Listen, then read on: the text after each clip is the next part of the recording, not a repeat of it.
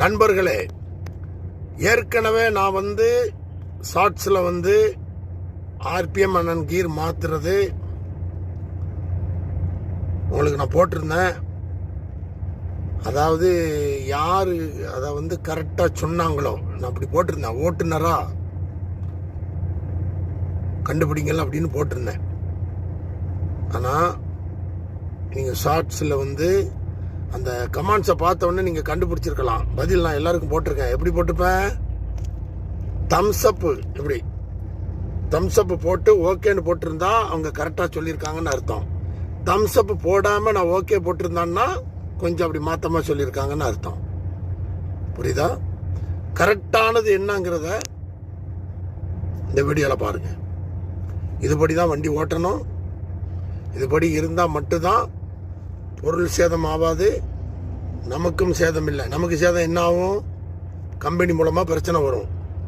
தமிழ்நாட்டில் லாரி ஓட்டுறீங்கன்னா அவர் மூலமாக பிரச்சனை வரும். இவனுக்கு வண்டி ஓட்ட தெரியல, இவன் இப்படியே பண்ணுறான், கிளச்சு விட தெரியல, சரியான ஆர்பிஎம்மில் போக தெரியல, வருமா வராதா? அவரும் காசு கொடுத்து தான் ஒரு பொருளை வாங்கி போட்டிருக்காரு.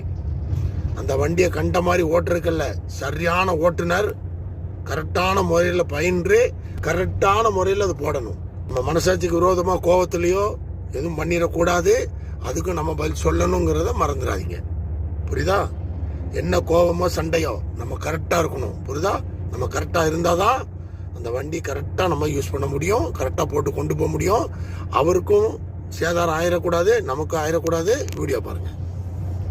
ஏற்கனவே அந்த வீடியோவை நான் போட்டு உங்கள்கிட்ட ஒரு கருத்து கேட்டேன். நிறைய பேர் சொன்னீங்க. ஓகே, இப்போ நான் சொல்கிறேன் கேளுங்க. வண்டியை கவனமாக பாருங்கள். ஆர்பிஎம் 13, 14, 15 அந்த 10க்குள்ளே வச்சு தான் நீங்கள் கீரை மாற்றணும். புரியுதா? 10ஆம் நம்பர் கீர் 11, 12 ஏறிக்கிட்டு இருக்கு. 13 ஏறிட்டேன். 14 வந்துருச்சு. ஆர்பிஎம்மு 15 வந்துருச்சு. இங்கே பாருங்கள், 15 வந்த பிறகு நான் 11ஆம் கீரை மாற்றிருக்கேன். நீங்கள் 10க்கு கீழே ஆர்பிஎம் விட்டுட்டு நீங்கள் 12 மாற்றினீங்கன்னா அப்போ அது 9ஆம் நம்பர் கீருக்குள்ள ரேஸில் தான் இன்ஜின் இருக்கும். அப்போ ஆர்பிஎம் 10 to 15க்குள்ளே வச்சு டக்குன்னு கீரை மாற்றி ஸ்பீடு கரெக்டாக கொண்டு கொடுத்து போகணும். இல்லைன்னா என்னென்ன பிரச்சனை வரும்? நீங்கள் 10க்கு கொண்டு வந்துட்டு கீழே 8, 7க்கு கொண்டு வந்துடுவீங்க. இன்ஜின் ரொம்ப ஸ்லோவாகும். அப்போ 10லேருந்து 11 மாற்றுவீங்க. அது 7ஆம் நம்பர் கீர் இன்ஜின் சவுண்டு. நீங்கள் 11 மாற்றிக்கிட்டு இருப்பீங்க. அப்போ அப்படி பண்ணக்கூடாது. கரெக்டாக 10 to 15க்குள்ளே ஆர்பிஎம் இருக்கணும். பிக்கப் பண்ணி இழுத்துட்டு போகணும். இதனால ரிங்ஸ் போயிடும், கிளச்சு பிளேட்டு போகும், ஆக்சல் உடையும். புரியுதா? டிஃபரன்ஷியலில் பிரச்சனை வரும், கீர் பாக்ஸில் பிரச்சனை வரும். ஒரு மனிதன் குடிக்கிறான்னா உடனே காலி பண்ணாது அவனை. அதே போல தான் இது. நீங்கள் கொஞ்சம் கொஞ்சமாக இந்த தப்பு பண்ணிக்கிட்டே இருந்தீங்கன்னா ஒரு பிரச்சனையாக இதில் வந்துக்கிட்டே இருக்கும். இதுக்கு இதான் விட நன்றி.